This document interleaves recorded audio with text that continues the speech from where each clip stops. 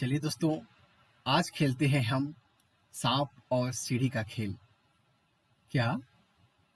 हाँ, सांप और सीढ़ी का खेल, जो कि बैंकिंग की अच्छी आदतों में एक है। क्या बात कर रहे हैं सर? कैसे हो सकता है ये? हाँ हाँ, बिल्कुल है।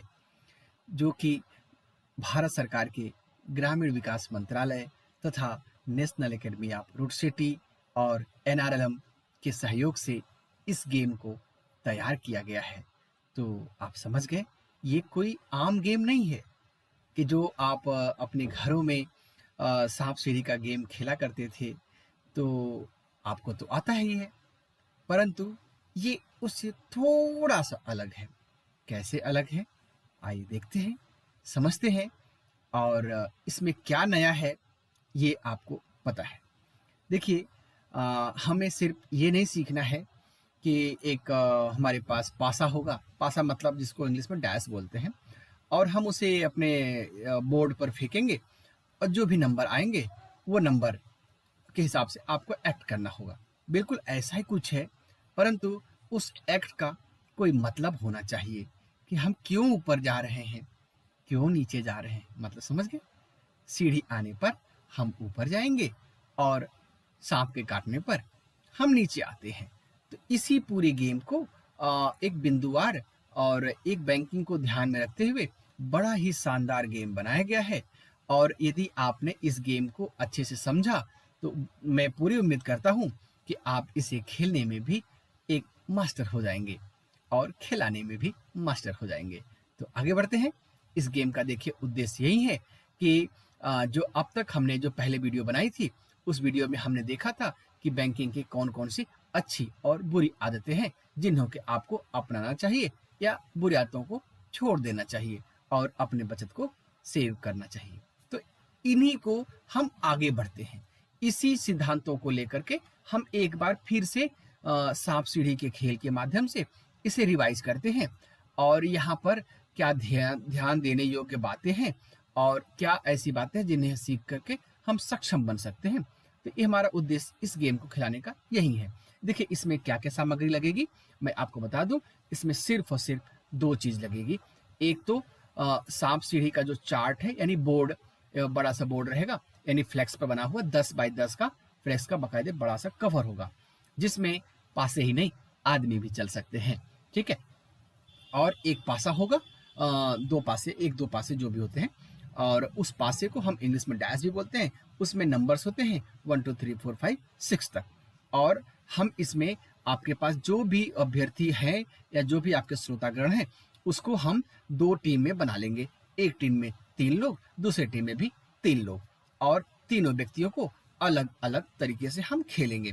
देखिए, बाकी जो मेंबर हैं वो लोग पीछे हट करके या थोड़ा साइड में बैठ करके सिर्फ गेम का आनंद लेंगे और उससे सीखेंगे, और बाकी जो 3 मेंबर और 3 मेंबर यानी दो टीम के लोग गेम को खेलेंगे।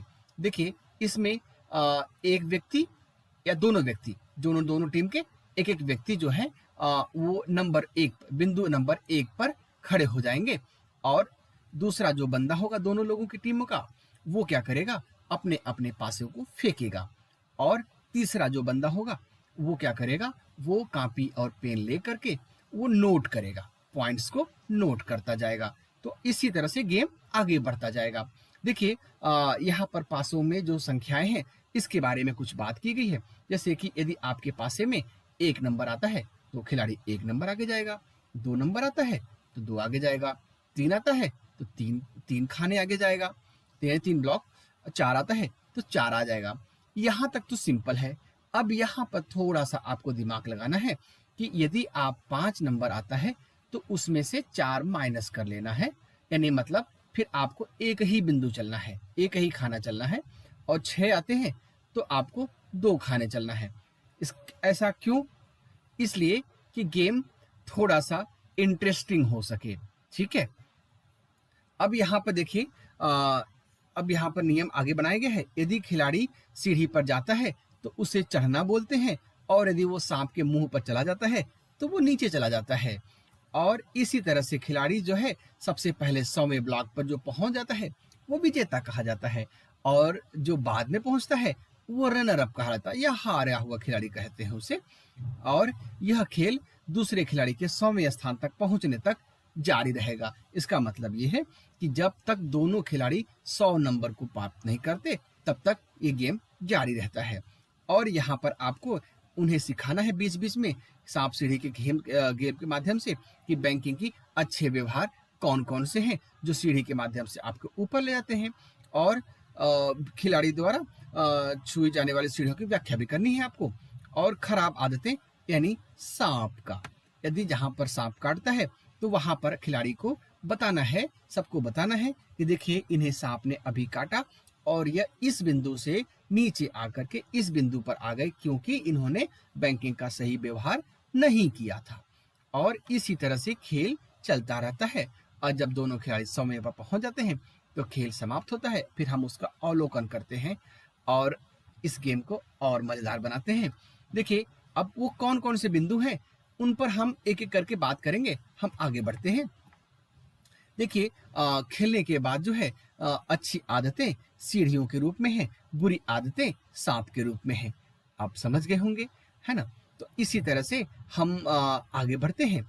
और देखिए जो सांप होती है, सॉरी, जो सीढ़ियाँ होती हैं वो आपकी प्रगति की तरफ आगे ले जाती हैं और जो सांप होती हैं आपके प्रगति को बहुत पीछे तक खींच के ले जाती हैं आपको, यानी आपको अंधेरे में या बुरे कार्यों में फंसा करके ले जाती हैं। तो इसी तरह से हम अच्छे कार्यों को बढ़ावा देने के लिए सीढ़ी की मदद करेंगे या मदद लेंगे। देखिए सीढ़ी हमेशा कम नंबर से ऊपर नंबर, बड़े नंबर तक की तरफ जाएगी और जो जो सांप होगी वो बड़े नंबर से छोटे नंबर की तरफ चलती है। तो देखिए सीढ़ी कहाँ कहाँ पर आपको मिलेगी। पहला सीढ़ी मिलेगी बिंदु नंबर 7 पर जो कि आपको 24 तक लेके जाएगी। ये एक प्रक्रिया क्या है, खाता खोलने की। यदि मतलब आपने जल्दी ही खाता खोला तो आपको तुरंत आपको 24 तक पहुंच जाते हैं। इससे क्या होगा, आपको देखिए खाता खोलने के बाद आर्थिक विकास की ओर ले जाता है। और खाता खोल करके हम अपने पैसे को सुरक्षित रखते हैं और छोटी छोटी वित्तीय योजनाएं बना सकते हैं। तो ये हो गई हमारा सीढ़ी पहला। दूसरी सीढ़ी पर यानी जो हमें 13वें पॉइंट पर मिलेगा और वो सीधे हमें ले जाएगा 35 नंबर पर ले जाएगा।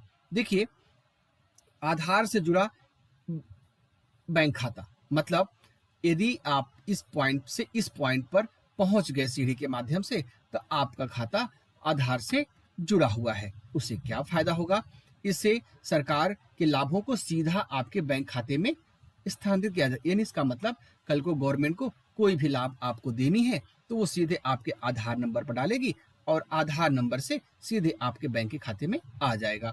इसका साफ साफ मतलब है कि आप अपने खाते को आधार सीडिंग से अब जोड़ के रखिए। दूसरा है आधार का प्रयोग करते हुए पैसा निकाला जा सकता है या फिर भुगतान किया, मतलब पैसे ट्रांसफर किए सकते हैं या भेजा जा सकता है। तो आप आधार के माध्यम से पैसे का लेन देन कर सकते हैं। और आधार का प्रयोग स्मार्टफोन में भी कर सकते हैं। आप पे ऐप है या फिर कोई भीम ऐप के माध्यम से भी आप अपने फंड का लेन देन कर सकते हैं।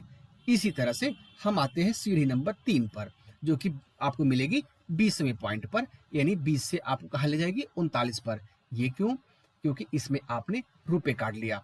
और देखिए किसी भी आप रुपए कार्ड जानते हैं जो कि भारत सरकार के द्वारा जारी किया गया स्वदेशी, ये पूर्ण स्वदेशी है। मतलब कि यदि आप कोई भी लेन देन करते हैं तो भारत का पैसा भारत में ही सुरक्षित रहता है, कहीं बाहर देशों में नहीं जाता।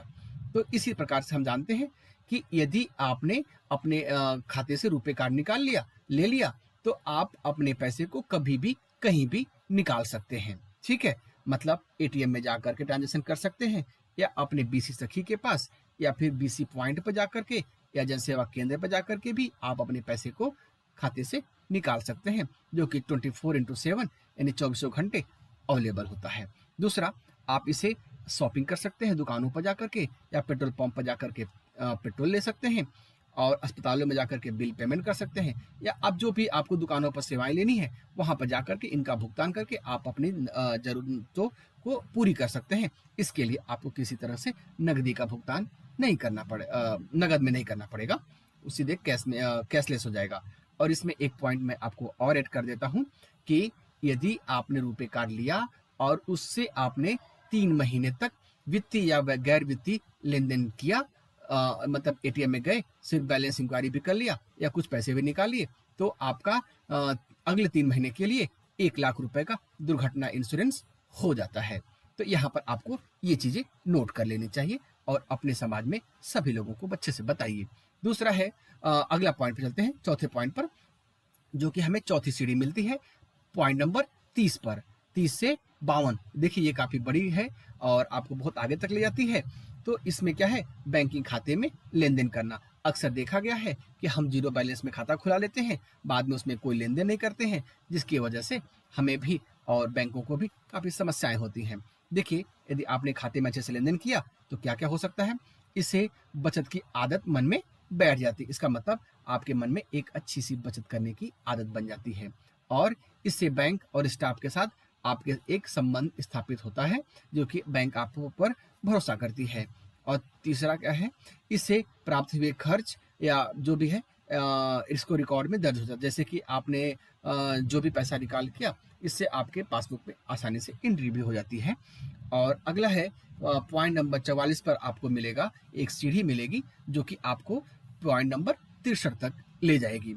इसमें क्या है, पीएमजेजेबीवाई और पीएमएसबीवाई योजनाओं में शामिल होना होता है। देखिए, ये दोनों ही बीमा स्कीम जो है आपको बीमा से कवर करती हैं और ये गरीब परिवारों के लिए ज़्यादा अच्छी ये बीमा योजनाएं होती हैं, जो कि 20 रुपये और 436 रुपये की योजना होती है, जैसा कि हमने आपको बताया था पहले। और इस तरह से आप अपने परिवार को किसी दुर्भाग्यपूर्ण घटनाओं में, जैसे एक्सीडेंट हो गया या अचानक से मृत्यु हो गई, तो अपने उम्र के हिसाब से, जैसे जेजेबीवाई में है 18 से 50 वर्ष और एसबीवाई में है 18 से 70 वर्ष, और जेजेबीवाई का प्रीमियम है 436 रुपये, जो कि पहले 330 रुपये थी, अब वो बदल चुकी है। और दूसरा एसबीवाई में, जो कि अब 20 रुपये है और पहले वो 12 रुपये की स्कीम थी। और इसमें दोनों में ही 2-2 लाख रुपए का मृत्यु दुर्घटना मिलती है, मृत्यु का बीमा मिलता है।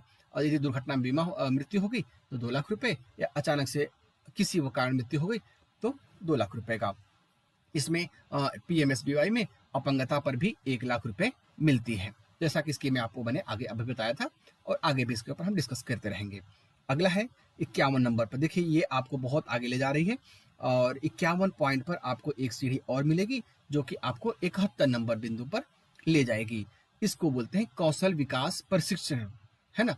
इसका मतलब है कि देखिए, जो भी अभ्यर्थी प्रशिक्षण लेता है, इसका मतलब है कि उसका दृष्टिकोण बड़ा ही सकारात्मक है, हर तरफ वो पॉजिटिव सोच करके आगे बढ़ने की प्रयास करता है ना। तो देखिए, यह सकारात्मक दृष्टिकोण का विकास करने, आवश्यक कौशलों को सीखने और ज्ञान प्राप्त करने में सहायता करता है। यह एक विशेष कार्य को करने और स्वयं रोजगार उपक्रम को स्थापित करने में सहायता करता है ना। और जो कौशल विकास प्रशिक्षण होता है, यह एक आय पैदा करने वाली गतिविधि को प्रबंधित करना सिखाने में मदद भी करता है। मतलब हम अपने समाज में ऐसे बेरोजगार लोगों को इस प्रशिक्षण दिला करके और उन्हें किसी न किसी रोजगार के लायक बना दिया जाता है, जिससे कि वो अपने रोजगार को कर अपने भी और अपने परिवार का भी और अपने समाज का भी एक चौमुखी विकास करते हैं। तो हम आगे चलते हैं बिंदु नंबर 59 से 80 तक। ये भी काफ़ी बड़ी इसके बड़े छलांग है, यानी मतलब आपने 59 नंबर पर सीढ़ी पाई तो आप सीधे 80 तक पहुंचते हैं। ये है अटल पेंशन योजना खाता खोलना। बहुत बड़ी योजना है और बहुत अच्छी है। आप में जितने लोग यहाँ बैठे होंगे और जो लोग हमारी बातों को सुन रहे हैं, देख रहे हैं, आप यदि आपकी उम्र 18 से 40 वर्ष के बीच में है तो इस योजना का लाभ जरूर लीजिए, क्योंकि ये आपके बुढ़ापे की लाठी है और आपके बुढ़ापे का एक सहारा भी बनेगा। और यह जो है आपको एक नियमित बचत भी करने में मदद करती है और यह बैंक खाते में आपको बढ़ावा भी देता है और बुढ़ापे में एक सुनिश्चित आय भी देती है। और यह व्यक्ति की मृत्यु के बाद एक मुश्त उसके परिवार को पैसा भी मिल जाता है। तो है ना अच्छी बात। आगे चलते हैं, जो कि हमारे पास आखिरी सीढ़ी का विकल्प होगा ऊपर चढ़ने के लिए, मिलेगी हमें 65 नंबर पर और जाके 87 नंबर पर हमें छोड़ती है। यह आय पैदा करने वाली गतिविधियां हैं के लिए ऋण लेना। देखिए, आप अक्सर देखा होगा कि लोग ऋण लेकर के उसे किसी और कामों में या अनर्जक चीज़ों में इस्तेमाल कर लेते हैं, बाद में वो किस्त नहीं भर पाते हैं तो उन्हें अनेक समस्याएं होती हैं। लेकिन यहाँ पर सीढ़ी कहती है आपको ऐसा नहीं करना चाहिए। क्या करना चाहिए आपको? यह जीवन यापन या उत्पादक संपत्तियों को खरीदने का मार्ग तैयार करता है। यह एक व्यक्ति की क्षमताओं और समय को लाभ के लिए प्रयोग करता है। तो ठीक है, और ये बातें हमारी और भी आपके हमारे पास सीढ़ियाँ मिलने वाली हैं आगे चल कर के। देखिए, हमें एक बिंदु और भी है, 3 बिंदु अभी और भी हमारे पास हैं जहाँ पर कि आपको सीढ़ियाँ मिलेंगी। एक 72 नंबर पर, एक 77 नंबर पर और एक 84 नंबर पर, जो कि सीधे आपको ऊपर तक लेके जाएँगी। यानी मतलब आपको 100वें पॉइंट तक जाना पड़ेगा आपको उससे सहायता के साथ। तो यदि आपने 72 नंबर पर सीढ़ी लिया तो आपको सीधे 93 नंबर पर आते हैं। इससे क्या होगा, ऋण की राशि का उचित उपयोग, मतलब आप उचित उपयोग कर पाते हैं। जैसे कि यह ऋण के पुनर्भुगतान को सुनिश्चित करता है, मतलब आपने लोन लिया बैंकों से, उसे समय से जमा कर दीजिए। और यह बैंक का अगला भी लेने में विश्वास पात्र बनते हैं आप, कि आपको बैंक ये जो अगला पहला लोन जमा करने के बाद दूसरा लोन भी आप ले सकते हैं। और यह जो लोन होते हैं आपको एक अतिरिक्त आय प्रदान भी करते हैं। और देखिए, आखिरी दूसरा है 77 से 98 के पास, यानी मतलब आपने 77 पर सीढ़ी पकड़ी तो आपको 98 पर ले जाएगा, और जो कि आपको नियमित कर्ज भुगतान के बारे में बढ़ावा देता है। देखिए, ये कहता है कि कर्ज लिया है तो समय से और जमा करना चाहिए। यह बोझ को कम करता है और आत्मविश्वास बढ़ाता है। देखिए, जैसे ही आपने बैंक का कर्ज चुका देते हैं तो आपका जो मनोबल होता है, आत्मविश्वास होता है, वो बढ़ जाता है और आप एक अपने आप को सम्मानित और खुशी महसूस करते हैं। और यह आपके क्रेडिट स्कोर को भी बढ़ा देता है। क्रेडिट स्कोर समझते हैं, जो कि सिबिल और क्रिप में होता है। और यदि आपने लोन को समय से नहीं चुकाते तो आपके स्कोर घट जाते हैं, समय से चुका देते हैं तो आपका स्कोर बढ़ जाता है, और बढ़ा हुआ स्कोर आपको अगले लोन में दिलाने में मदद करता है। यह ऋण लेने के अवसरों को बढ़ाता है और जीवन में शैली में सुधार भी करता है।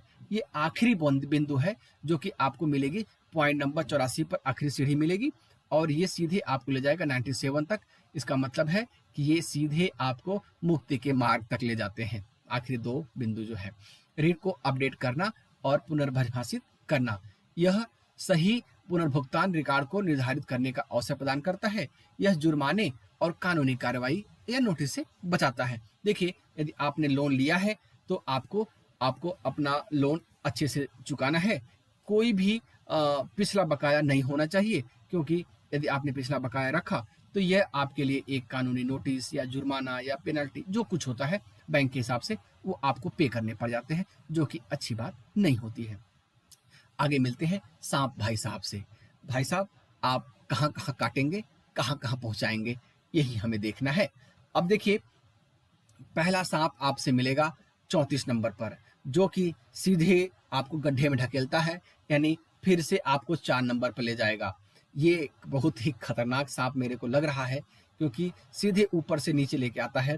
जो कि इसमें क्या कहता है, आपने बैंक में कोई लेन देन नहीं किया, मतलब हाँ जी, खाता तो बहुत पहले खुलवाया था, परंतु कोई लेन देन नहीं किया, जिस वजह से अब बैंक वाले हमें लोन भी नहीं दे रहे हैं, और जो है वो कहते हैं कि पहले खाते को चलाना है फिर लोन मिलेगा। मतलब आपके साथ समस्याएं बनी की बनी रह जाती हैं।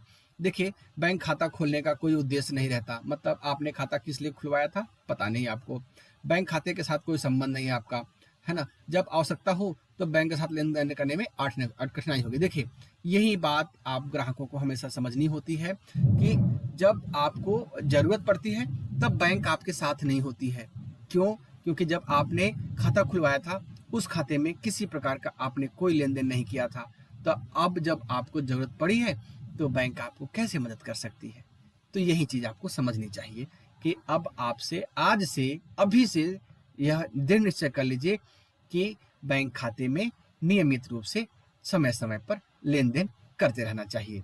अगला है जो बिंदु आपको दूसरा सांप मिलेगा 41 नंबर पर मिलेगा, जो कि ये भी सीधे आपको 17 नंबर पर ले जाएगा। रुपे कार्ड का प्रयोग न करना, जैसा कि मैंने आपको बताया था कि रुपे कार्ड का प्रयोग करने से आपको कैशलेस में भी मदद मिलती है, और ये 24 घंटे अवेलेबल भी होती है। आप कभी भी इसे कहीं भी निकाल सकते हैं, कहीं भी यूज कर सकते हैं, और इसमें 1 लाख का इंश्योरेंस भी होता है। परंतु यदि आपने नहीं लिया तो यह आपको नगदी निर्भर पर मजबूर करता है, मतलब आप मजबूरी में हमेशा कैश का ही लेन देन करेंगे, और जो कि आपके लिए असुरक्षा भी हो सकता है। कैश हर जगह नहीं ले जा सकता है ना, और यह सबसे बड़ी बात यह है, यदि आप कैश में लेन देन करेंगे तो सिर्फ जिस दिन बैंक खुलेगी या जिस समय तक बैंक खुलेगी उसी समय तक आप कैश का लेन देन कर पाते हैं, अन्यथा की परिस्थिति में आपको कैश का लेन देन नहीं कर पाते हैं। अगला है तीसरा बिंदु है जो कि आपको 62 नंबर से 25 नंबर तक लेकर के आता है। देखिए ये भी कितना खतरनाक सांप है। आपको 62 तक पहुंच गए धीरे धीरे, फिर भी आप एक चीज नहीं मेंटेन किया, बैंक खाता न रहना। मतलब जिसका बैंक में खाता ही नहीं हो वो आगे क्या कर सकता है। सोचिए, व्यक्ति में बचत की आदतों का अभाव है। हाँ, वो हो सकता है कि बचत करता होगा, घर में रखेगा, यहाँ वहाँ रखेगा, दोस्तों को देगा। क्या वो सुरक्षित है? जैसा कि पिछली वीडियो मैंने बताया था, बिल्कुल सुरक्षित नहीं है ना। तो और वो कभी उसको लोन चाहिए तो उसको किसी प्रकार का लोन भी नहीं मिल पाता है, और जो है उसको लोन के अवसर भी खो जाते हैं। तो ये समस्याएं आती हैं ऐसे ग्राहकों को साथ जिनका कि बैंक में खाता ही ना हो, है ना।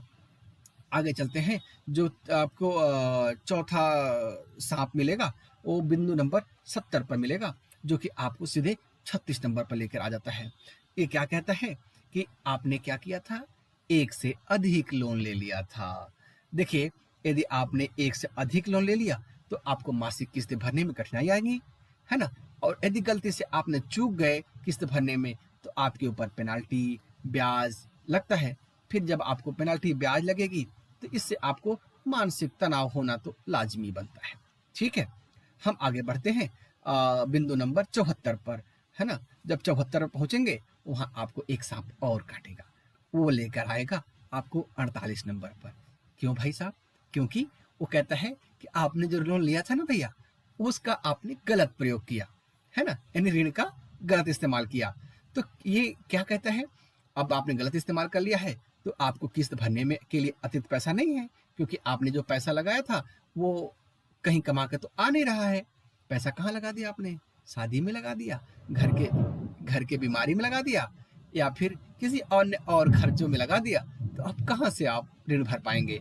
तो वहां पर आपको संपत्ति का निर्माण भी नहीं कर पाते, उल्टा संपत्ति को बेच करके बैंक का कर्ज या कहीं का भी कर्ज चुकाना पड़ता है। तो यहाँ पर बैंक जो है आपको विश्वास पात्र नहीं मानती है और आपका साथ विश्वास खत्म हो जाता है, और इससे आपको बैंकिंग की कानूनी कार्यवाही या पुलिस की कार्यवाही, बैंकिंग की नोटिस या फिर समथिंग आपको समस्याओं का सामना करना पड़ता है। अतः अपने आप श्रोतागणों को, अपने सभी अभ्यर्थियों को बताइए कि आप जो है गलत ऋण का प्रयोग ना करें। यदि आपने जिस काम के लिए, जैसे कि आपने गाय भैंस खरीदने के लिए लोन लिया है तो उससे गाय भैंस ही खरीदिए, किसी और कामों में मत लगाइए, नहीं तो फिर आमदनी नहीं होगी तो फिर आप कैसे चुकाएंगे लोन को। इसी तरह से बिंदु नंबर आगे बढ़ते हैं 79 पर, ये काटेंगे भाई साहब तो आप आएंगे सीधे 29 नंबर पर। देखिए, ये बहुत ही बड़ा नुकसान होगा इस गेम में आपका, क्योंकि आपने लोन तो ले लिया, सब कुछ कर लिया, लेकिन किस्त भरने में चूक गए आप, है ना। जहां पर आप चूक जाते हैं वहीं पर बड़े बड़े नुकसान होने शुरू हो जाते हैं। जैसे कि यदि आपने एक किस्त का गलत प्रयोग कर लिया तो अगली बार 2 किस्तों भरने का बोझ बन जाता है। फिर एक किस्त और चूक गई तो तीसरी किस्त भरने का आपके बोझ बढ़ जाता है, और तीनों किस्त नहीं जमा किया तो आपका खाता एनपीए हो जाता है। एनपीए मतलब नॉन परफॉर्मिंग एसेट्स, यानी आप जो है एक आपका खाता एनपीए हो गया। अब बैंक आपको अधिक से अधिक पेनाल्टी लगा करके आपसे वसूली करेगी, और जो है फिर पुनः भुगतान करने में कठिनाई बढ़ेगी, जुर्माना भी लग सकता है। आप समझ रहे हैं ना। अनियमित भुगतान करने से आगे ऋण के लिए अयोग्य हो जाते हैं और आपका क्रेडिट स्कोर खराब हो जाता है। जैसा मैंने बताया, क्रेडिट स्कोर मतलब सिबिल, क्रिफ, इक्विफैक्स, एक्सपेरियन, स्मिरा, इस तरह की क्रेडिट कंपनियां होती हैं। ये क्या करती हैं, जब कोई भी व्यक्ति लोन लेता है तो वह उसकी क्रेडिट हिस्ट्री बना देती है कि आपने इस तारीख को इस पर्पज से इतने रुपए का लोन लिया था, जिसकी आपकी इतनी किस्त थी, और आप समय जमा करेंगे तो आपका स्कोर बढ़ा के रखेंगे वो, और आगे भी मदद करेगा। और यदि आप समय से नहीं जमा करेंगे या डिफॉल्टर कर देंगे तो आपका स्कोर घट जाएगा, जबकि आप अगली बार किसी भी बैंक में लोन, ये नहीं कि हम उस बैंक में नहीं देंगे, किसी भी बैंक में जाएंगे तो जो भी बैंक में जाएंगे तो बैंक वाला वो कोई ना कोई सिविल रिपोर्ट या किस रिपोर्ट या कहीं से रिपोर्ट निकालेगा और उसमें पता कर लेगा कि आपका तो यहाँ पर लोन चल रहा था, आपने जमा नहीं किया, तो फिर आपको लोन नहीं मिलेगा। इसका मतलब आपको किसी भी वित्तीय संस्था से लोन नहीं मिलते हैं। तो आप क्या होते हैं, फिर आप कहते हैं कि बैंक वाले तो परेशान करते हैं। परेशान नहीं करते हैं, आपका स्कोर आपको परेशान कर रहा है, ये समझने वाली बात है। फिर आगे चलते हैं, यहाँ पर देखते हैं 85 नंबर पर एक सांप और मिलेगा आपको, जो कि काटेगा और आप आएंगे 45 नंबर पर। और देखिए इसमें क्या है, ये क्यों काटता है आपको, क्योंकि आपने तो बैंक में ही नहीं गए, है ना। जब आप बैंक में नहीं जाएंगे तो चूक करता, अब बैंक में कौन नहीं जाता है, क्योंकि जिसने बैंक से लोन लिया है और उसने वो डिफॉल्ट कर दिया है, यानी चूक कर दिया जमा करने में। जब जमा करने में चूक कर दिया तो बैंक क्यों जाएगा, उसको तो शर्म आएगी अपना शकल दिखाने में, है ना। और जो जमा करता है वो सीना तान करके बैंक में जाता है।